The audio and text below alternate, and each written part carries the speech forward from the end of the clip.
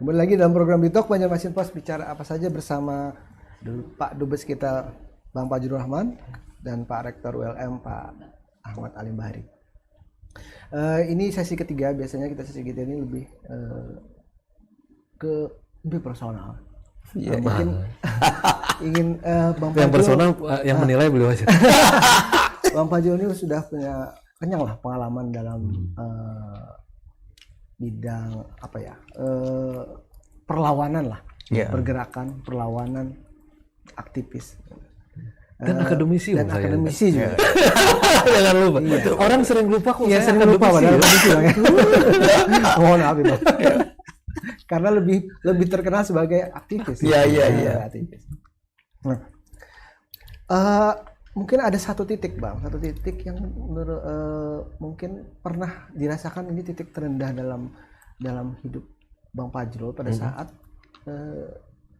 apakah misalkan pada saat pernah masuk penjara karena melawan penguasa atau bagaimana, atau mungkin ada hal-hal lain mungkin menurut Bang Fajrul saat itu benar-benar titik terendah. Ada orang mengatakan itu titik terendah, makanya saya sampai dibuang 3 tahun kan, dibuang ke Nusa Kambangan kan. Tapi lucunya itu juga bagian dari refleksi hidup saya. Saya menulis 3 buku di Nusa Kambangan pada saat saya di dalam penjara. Dalam penjara menulis 3 buku. Saya menulis antologi puisi, saya menulis untuk koran-koran.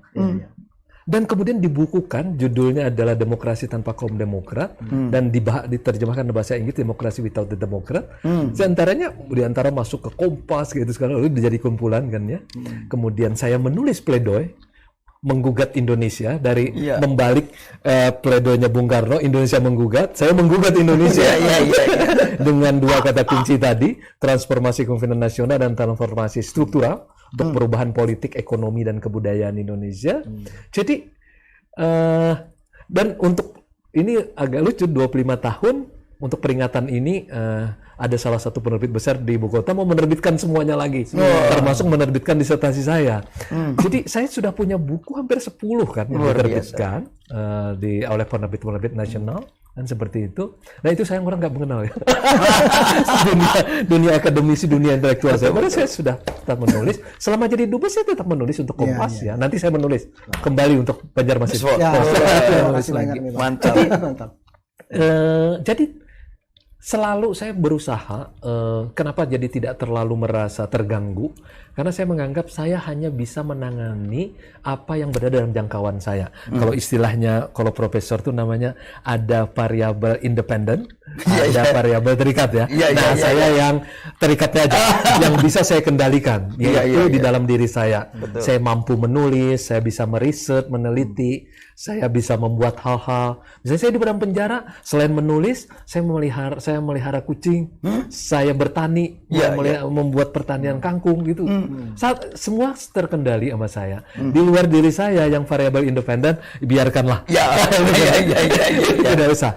Jadi saya sepanjang saya pikir kita bisa mengendalikan diri saya dengan variabel yang kita bisa kendalikan, kita aman saja. Kita punya hal seperti itu. Dan tentu tetap dengan impian. Ini akan berakhir gitu kan. Ternyata kan memang berakhir juga dan saya tidak tahu. Kemudian ternyata perjalanan hidup saya membawa saya menjadi pernah menjadi calon presiden Republik Indonesia 2008, 2009. Malah jadi juru bicara presiden Republik Indonesia. Jadi presidennya belum, juru bicara. Tapi sudah ada presiden. Malah di depan presiden, juru bicara presiden. Nah, kemudian jadi duta besar ya sekarang dari 132 negara, dan itu sebuah kehormatan juga. Betul. Karena kan yang mengangkat presiden, yang insya Allah yang memberhentikan juga nanti presiden. Seperti itu. Dan alhamdulillah dengan kesempatan yang ada, saya juga masih tetap berusaha dengan wewenang yang saya punya dan dengan fasilitas yang saya punya, saya ingin membantu orang lain. Itu. Satu lagi nih, mungkin juga tak banyak yang tahu nih Bang. Bang Fajrul ini seorang penyair sebenarnya. Untuk menutup acara kita hari, diskusi kita, mungkin Bang Fajrul bisa membacakan 1 bait puisi. Yang pernah ditulis. Yang pernah ditulis ya. Waduh, yang ingat saja. Yang ingat saja. Oke. Ini apa? ketika saya masuk dalam penjara, ditulisnya ini di Kebun Waru sebenarnya, sebelum dibuang ke Nusa Kambangan. Judulnya Tarian Penyaliban. Apa kabar ikan asin, sayur kangkung? Dan apa kabar ikan asin dan sayur kangkung? Apakah yang mengikat engkau dan aku? Kesetiaan atau sekedar mimpi? Luar biasa. Ya, saya menghasilkan antologi puisi sekarang yang pertama di dalam penjara, namanya Catatan Bawah Tanah, yang rencana akan diterbitkan lagi oleh satu penerbit selain pledoi saya dan selain disertasi saya.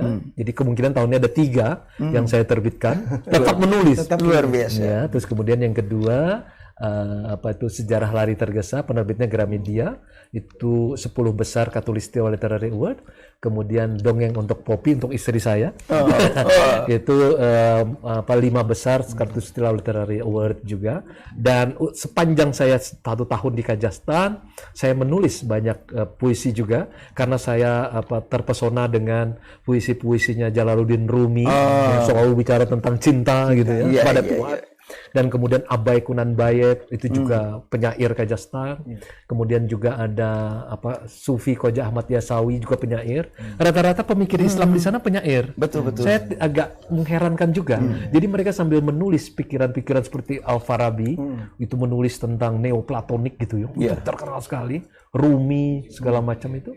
Mereka juga penyair. Dan dari sana saya akan mengeluarkan satu antologi baru juga, Labirin Cinta kalau nggak salah judulnya. Labirin Cinta. Keren. Di samping ada satu buku yaitu analisis komunikasi politik pasca Soviet. Itu untuk komunikasi politik internasionalnya. Tapi itu serius. Jadi sambil menulis yang non fiksi, saya menulis yang fiksi. Akademisi. Ya, supaya tetap berada di jalur akademisi. Saya ingin setiap aktivis itu jangan dilihat hanya sekedar keramaian di jalanan, tapi dia juga harus menunjukkan kapabilitas dia. Ya kalau kayak saya kan sampai ke doktor ya, sampai S3.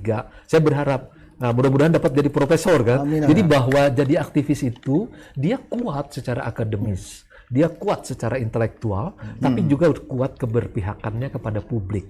Aktivis itu kan artinya keberpihakan kepada publik. Itu aja kan. Nah, tapi untuk berpihak kepada publik, nah saya setuju dengan Pak Prof. Di dalam titik itu adalah kita mesti diperkuat dengan kemampuan intelektual dan kekuatan akademis. Tanpa itu, orang bilang nanti, aktivis itu hanya ribut di jalanan aja. Saya ingin menghancurkan image stigma itu menurut saya buruk. Karena seolah-olah kalau menjadi aktivis itu hanya ribut di jalanan, pintar berteriak, padahal tidak kuat secara akademis, tidak kuat secara intelektual. Dan saya menunjukkan saya tetap aktivis, tapi saya tetap dokter juga, yang kayak begitu. Dan mudah-mudahan dapat profesor nanti, Mas. Pasti bisa. Terima kasih banyak, Bang Fajrul, Dubes RI berkuasa penuh dan luar biasa dan berkuasa penuh untuk Kazakhstan dan Tajikistan.